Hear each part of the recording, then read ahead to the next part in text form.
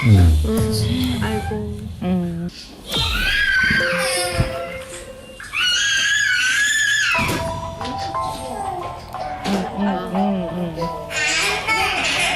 왜 이러나? 이런 현상들을 이제 야경증이라고 하는데, 이 야경증을 비롯한 소화 수면 장애는 치료할 수가 있습니다.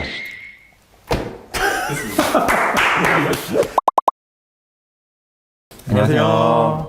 코코넷넷 TV의 정재훈, 김무관입니다. 반갑습니다.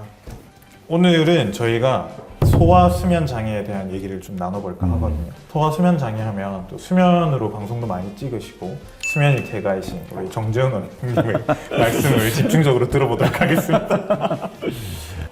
저는 사실 성인의 수면 장애 전문인데 갑자기 이제 이렇게 편성이 됐는데, 소화 수면 장애가 사실 워낙 많거든요. 그래서 이번에 방송에서 나오는 야경증도 있고 그 외에도 수면무호흡증 포함해서 엄청난 질환들이 많은데, 오늘 그 주제에 대해서 한번 심도 있게 한번 얘기를 나눠보겠습니다. 소화 수면 장애는 이번에 이런 방송에 나온 야경증도 있고요. 비슷하게 목류병 같은 것도 있고, 사실 그 두 가지 경우는 정말 흔치 않은 경우거든요. 그거보다는 사실 수면무호흡증이나 코골이 이런 것들이 훨씬 더 많아요. 네. 그리고 이제 기면증, 특히나 이제 학업과 관련된 소아들이 공부할 때 이제 낮에 졸리고 이러면 안 되잖아요. 기면증으로 또 병원을 많이 찾으십니다.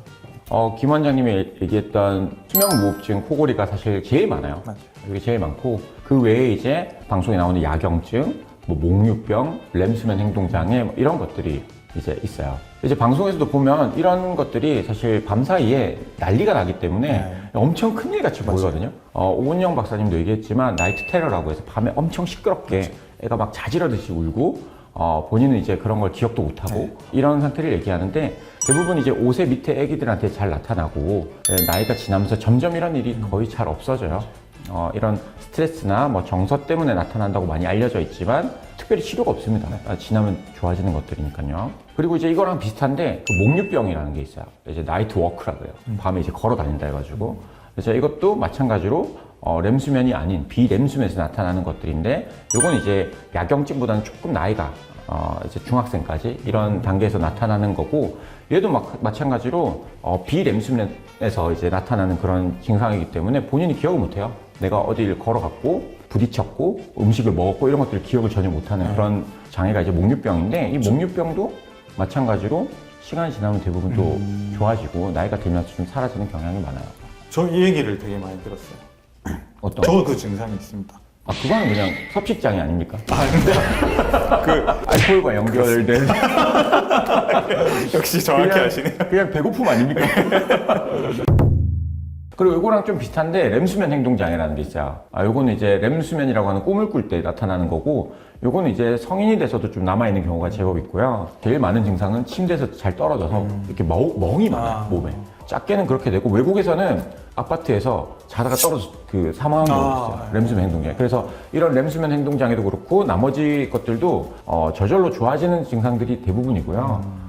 그때 제일 중요한 거는 주위 관찰자가 잘 2차적인 사고가 미연에 방지되게 잘 조치를 해주는 게 가장 중요한 것들이에요. 그리고 이제 가장 대표적인 게 소화 수면 무호흡증이 있거든요. 그게 제일 사실 중요해요. 맞아요. 네. 이거 이제 아까 앞에 말씀드렸던 부분들은 행동 자체로 문제가 되는 게 아니라 행동에 있어서 2차적인 문제, 뭐 어디 부딪히거나 다치거나 이런 게 문제가 되는데, 수면 무호흡은 그냥 가만히 놔두면 성장이라든지 학업이라든지 이거에 영향을 많이 미치거든요. 실제로 소화 수면 무호흡증의 수술을 받은 군과 받지 않은 군을 비교한 데이터들이 많이 있습니다. 그걸 비교해보면 성장이랑 학업에 있어서의 차이는 명확하게 나와 있어요. 그래서 오히려 소화 수면 무호흡증이 실제로는 더 심각한 질환일 수 있다라고 생각을 하셔야 되고, 여러 가지 원인이 있습니다. 코의 원인도 있고 목의 원인도 있고 이렇게 하는데, 이제 아이들은 대표적으로는 편도랑 아데노이드거든요. 많이 아시겠지만 그러한 원인들이 있고, 이러한 질환들은 치료가 가능합니다.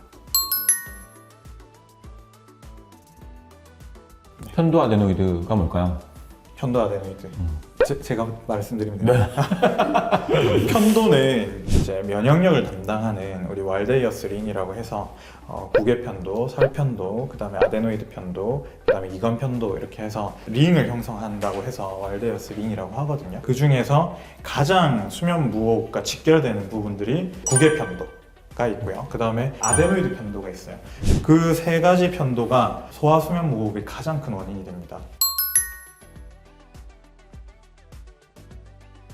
소아 같은 경우는 일단 이비인후과 내시경이랑 CT로 안을 봐야 돼요. 예전에는 수면다원 검사라는 걸 안 하고 바로 수술을 했거든요. 근데 요새는 수면다원 검사라는 걸 하고 수술을 하는 편이에요. 제 아이가 만약에 수면 무호흡증이나 코골이가 있다면 저는 바로 수면다원 검사 할 것 같아요. 왜냐하면 부모님들이 우리 아이가 이 수술을 안 했을 때 그냥 가만히 놔뒀을 때 얼마나 안 좋은지를 보는 것도 좀 필요하다 생각하거든요. 그래서 보면 실제로 편도 아데노이드가 커서 수면다원 검사를 하게 되면 산소 포화도가 떨어진 게 보여요. 그러면 이건 정말 직접적으로 학업이나 성장에 영향을 미친다는 거거든요. 그래서 그런 데이터를 보면 우리 아이가 수술을 하는 게 적절하구나 라고 생각을 하게 되고 만족도도 더 높다고 생각을 하고요. 수술은 이제 양쪽 구개 편도를 제거를 하고요. 보통은 전신마취로 수술을 하게 되고 코 뒤에 있는 아데노이드 편도를 절제를 합니다. 그 비인두 쪽에 쭉 붙어 있기 때문에 걔를 이제 우리가 절삭기가 있어요. 부드럽게 갈아내는 절삭기가 있어서 경계를 확인하면서 쭉 갈아내면 지혈도 잘 되고요. 수술 효과도 되게 좋습니다. 그러면 수술 시간도 마취 시간 이렇게 포함해도 한 30분, 40분 안에 다 끝나는 편하고 안전한 수술이라고 생각하시면 됩니다.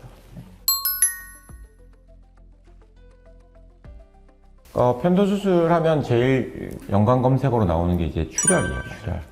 통증 출혈인데 아무래도 체액량이 작다 보니까 피가 조금이라도 나오면 좀 위험한 경우가 있는 건 사실입니다.